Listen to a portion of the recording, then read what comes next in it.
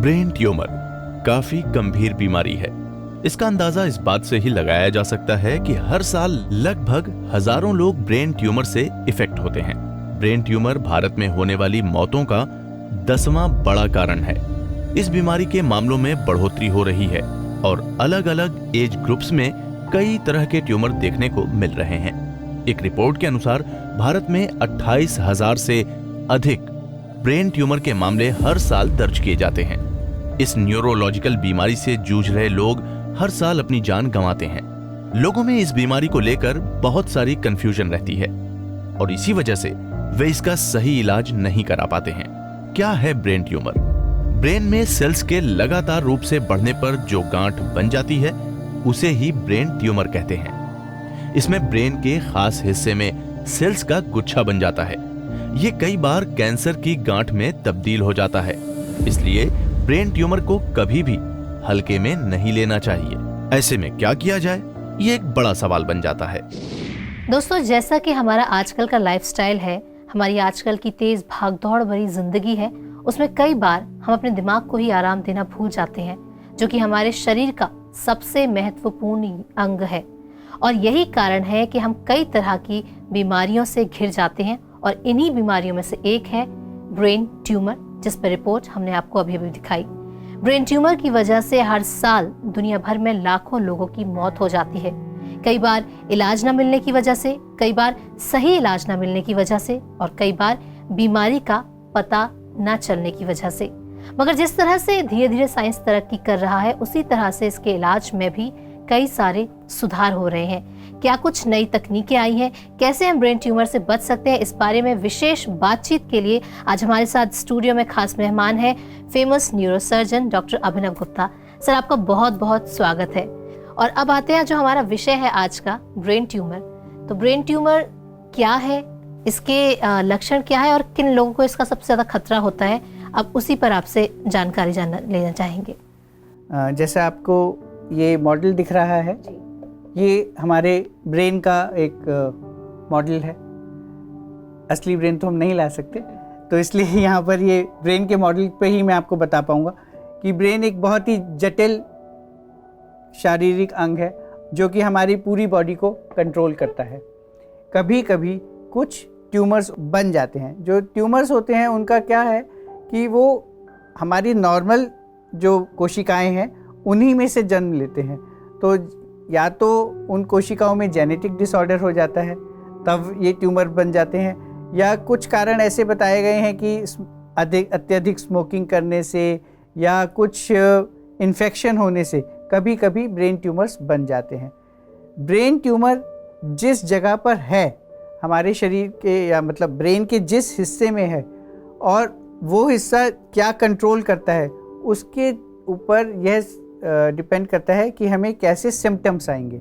मान लीजिए अगर कोई ब्रेन का ट्यूमर दिमाग के अगले हिस्से में है, तो अगले हिस्से में से हमारी समझने की शक्ति होती है, तो आदमी की समझने की शक्ति कम हो जाएगी, या उसे दौरे पड़ने लग जाएंगे, या उसके सिर में दर्द रहने लग जाएगा। अगर ट्यूमर ऐसी जगह पर है जहाँ से हमारी आँखों की नसें जाती हैं, तो उसे देखने में परेशानी हो सकती है। अगर ट्यूमर ऐसी जगह पर है कि जहाँ पर कि हमारे सुनने की शक्ति होती है, तो उसे सुनने में परेशानी हो सकती है। ऐसे ही जिस ब्रेन का जो हिस्सा जिस एरिया को कंट्रोल करता है या शरीर के जिस भाग को कंट्रोल करता है, वहाँ पर ट्यूमर होने से उसी प्रकार के सिम्टम्स हमें देखने को मिलते हैं। तो अगर किसी भी व्यक्ति को लंबे समय तक सिर दर्द रहता है, या दौरा पड़ता है, या फिर सुनने या देखने की क्षमता कम होती है, उस केस में हम मरीजों को सलाह देते हैं कि वो न्यूरोसर्जन या न्यूरोलॉजिस्ट को दिखाएं और उचित इलाज करवाएं। यहाँ मैं अपने दर्शकों को भी बताना चाहूँगी कि अगर उनके मन में भी ब्रेन ट्यूमर से लेकर कोई भी संबंधित सवाल है, तो वो ज़रूर हमारे डॉक्टर से अपने सवाल का समाधान जान सकते हैं। उसके लिए हमारी स्क्रीन पर नंबर दिए गए हैं, आप उन नंबर को डायल करना शुरू कीजिए। आपके जो भी समस्या है, डॉक्टर अभिनव उसको समाधान देने की पूरी कोशिश करेंगे। डॉक्टर अभिनव, हमने अब बात की कि हम ब्रेन ट्यूमर को कैसे डायग्नोस कर सकते हैं और इसको कैसे ट्रीट किया जाता है स्टेप बाय स्टेप। आजकल लेटेस्ट इसमें एडवांस ट्रीटमेंट क्या क्या आए हैं, उस बारे में कुछ बताइए। देखिए, ब्रेन ट्यूमर बहुत ही जटिल समस्याएं हैं और इसके इलाज में भी आज हमने बहुत ज़्यादा तरक्की की है। आज से अगर हम 10 साल पहले या 20 साल पहले देखें तो ज़्यादातर लोग जिन्हें ब्रेन ट्यूमर होता था वे अपना जीवन अच्छे से व्यतीत नहीं कर पाते थे या उनकी मृत्यु हो जाती थी। परंतु पिछले कुछ वर्षों में बहुत ज़्यादा एडवांसमेंट हुई है और आजकल ब्रेन सर्जरी या न्यूरो सर्जरी इतनी सेफ़ है कि 95% 97% लोग अपनी नॉर्मल ज़िंदगी जी पाते हैं ब्रेन सर्जरी करने के बाद। तो इस विषय में मैं 2 प्रकार की ब्रेन सर्जरीज के बारे में आपको ज़्यादा बताना चाहूँगा जो बिल्कुल एडवांस टेक्निक्स हैं। एक तो है एंडोस्कोपिक ब्रेन सर्जरी, दूसरी है इमेज गाइडेड ब्रेन सर्जरी। जो एंडोस्कोपिक ब्रेन सर्जरी है उसके अंदर छोटे से छेद से हम बड़ा सा ऑपरेशन नहीं करते, बस छोटे से छेद से ही हम लेज़र द्वारा, अपने इक्विपमेंट द्वारा, अपने जो लेटेस्ट टेक्नोलॉजी है उसको यूज़ करके ट्यूमर्स को छोटी छोटी पीसीज में निकाल देते हैं। और कई बार तो मैंने पिछले कुछ दिनों में ऐसी सर्जरीज की हैं जिसमें आईब्रोज के अंदर एक इंसिजन दिया गया, यहीं पे एक छोटा सा छेद बनाया गया और ट्यूमर को पूरी तरीके से निकाल दिया गया। दूसरी सर्जरी जो मैं आपको बताना चाहूँगा वो है image guided surgery. Image guided surgery बहुत ही एडवांस सर्जरी है। इसके अंदर जब हम ऑपरेशन कर रहे होते हैं तब हम लगातार देख पाते हैं कि हम ब्रेन के किस हिस्से में हैं और ट्यूमर का कौन सा हिस्सा हम काम कर रहे हैं। तो जो आसपास का पूरा एरिया है उसकी हमें पूरी नॉलेज रहती है और हम जब जब छोटे छोटे टुकड़े करके ब्रेन के ट्यूमर को निकाल रहे होते हैं तो हम कहाँ रुकना है, कैसे रुकना है, वो सब कुछ हमें स्क्रीन पे दिखता रहता है और हम उस ट्यूमर को पूरी तरह निकाल पाते हैं। इमेज गाइडेड सर्जरी के दौरान ही हम ब्रेन सूट का भी इस्तेमाल करते हैं। उसमें जब हम ऑपरेशन कर रहे होते हैं उसी वक्त पेशेंट का दोबारा से एमआरआई कर लेते हैं और एमआरआई करके हमें ये पता चल जाता है कि हमसे कुछ छूट तो नहीं गया या ट्यूमर पूरी तरह निकला या नहीं निकला, और हम उस पार्ट को भी दोबारा से उसी सर्जरी के दौरान निकाल सकते हैं। इसका मैं एक एग्जांपल देना चाहूँगा। अभी कुछ दिनों पहले मेरे पास एक मरीज आया, उसकी उम्र 30 साल थी। 30 साल की उम्र में उसे ब्रेन का ट्यूमर हो गया। वो उस जगह पे था जहाँ पर हमारी आवाज़ बोलने की और समझने की शक्ति होती है।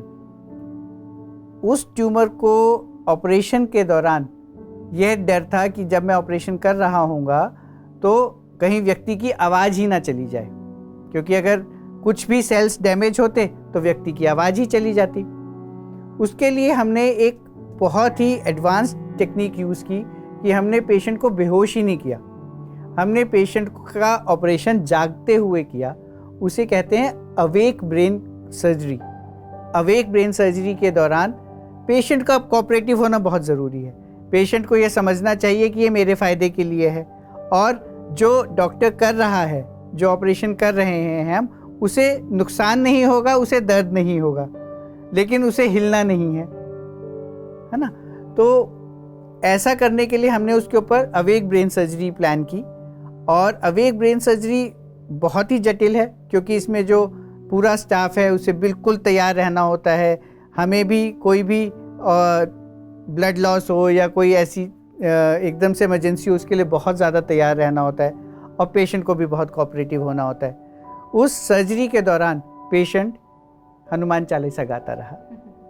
आपने शायद टीवी पे पहले भी देखा होगा, एक ऑपरेशन हो रहा था ब्रेन पर और उसके अंदर पेशेंट गिटार बजा रहा था। तो उसी प्रकार की सर्जरी हमने यहाँ की और उसके अंदर हमने पेशेंट से कहा कि आप भगवान को याद करना है और आप हनुमान चालीसा पढ़िए, और वो हनुमान चालीसा पढ़ता रहा। तो हमें पता चलता रहा कि उसके जो समझने की शक्ति है और जो बोलने की शक्ति है वो डैमेज नहीं हो रही है और वह पूरा ऑपरेशन हनुमान चालीसा पढ़ता हुआ बिना बेहोशी के हम कर पाए और मरीज ठीक होकर 5 दिन में घर भी वापस चला गया। तो ये एडवांसमेंट आज पॉसिबल है। हम बहुत एडवांस ब्रेन सर्जरीज कर सकते हैं और ये सभी सुविधाएं अब अमेरिका में नहीं, दिल्ली में, हमारे देश में बिल्कुल अवेलेबल हैं। खुशकिस्मती कहेंगे हम अपनी कि हमारे पास डॉक्टर अभिनव गुप्ता जैसे और भी ऐसे तमाम डॉक्टर्स हैं जिनकी वजह से वो जो सर्जरीज जिनके लिए पहले लोगों को विदेशों में जाना पड़ता था वो हमारे अपने देश में मौजूद है।